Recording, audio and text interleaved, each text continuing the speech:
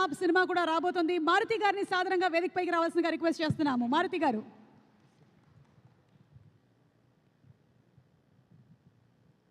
Yes, Maruti గారు. మారుతి గారు trailer చూసారా? ట్రైలర్ చూసా, మార్నింగ్ చూసారా? ఎలా అనిపించింది ట్రైలర్? బాగాలేదంటే ఇక్కడ కొడతారు ఇప్పుడు. అది మెయిన్గా మనకి వంశీ గారు ఉన్నారు కదా, ఒకవేళ సినిమా బాగాలేదంటే టికెట్ డబ్బులు వెనకిచ్చేస్తానని చెప్తారు. మరి ఈసారి ఏమంటారో చూడాలి. చిచ్చి వంశీ అలాంటి శబ్దాలు చేయడం నాకు తెలిసి యాక్చువల్గా.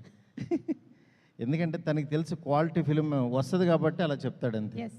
Yeah okay.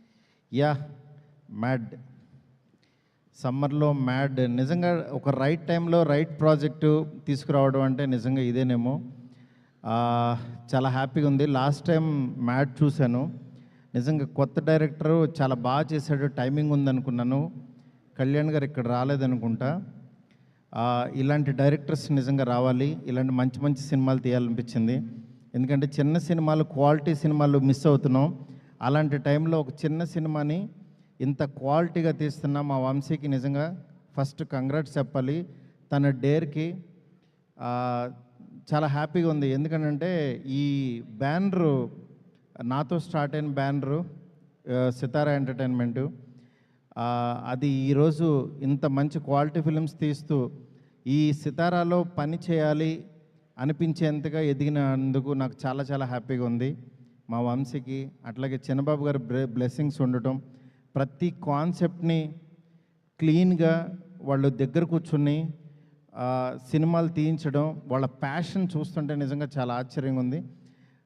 ఈ సినిమాకి వర్క్ చేసిన టెక్నీషియన్స్ అందరికీ అడ్వాన్స్ కంగ్రాట్స్. ఎందుకంటే సినిమా డెఫినెట్గా బ్లాక్ బాస్టర్ అవుతుంది.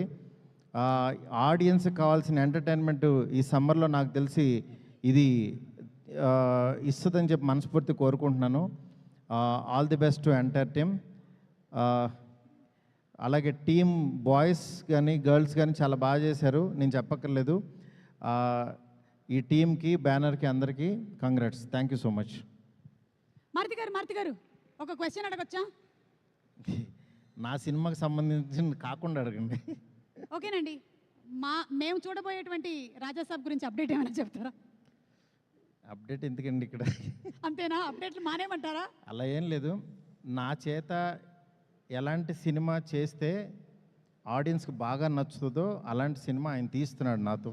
ఓకే. అందువల్ల చాలా హ్యాపీగా, ధైర్యంగా, కంగారు పడకుండా ఉంటే ద బెస్ట్ సినిమా వస్తుంది. సూపర్ ఎంటర్టైనర్ వస్తుంది అని చెప్పకనే చెప్పేశారు. Thank you so much.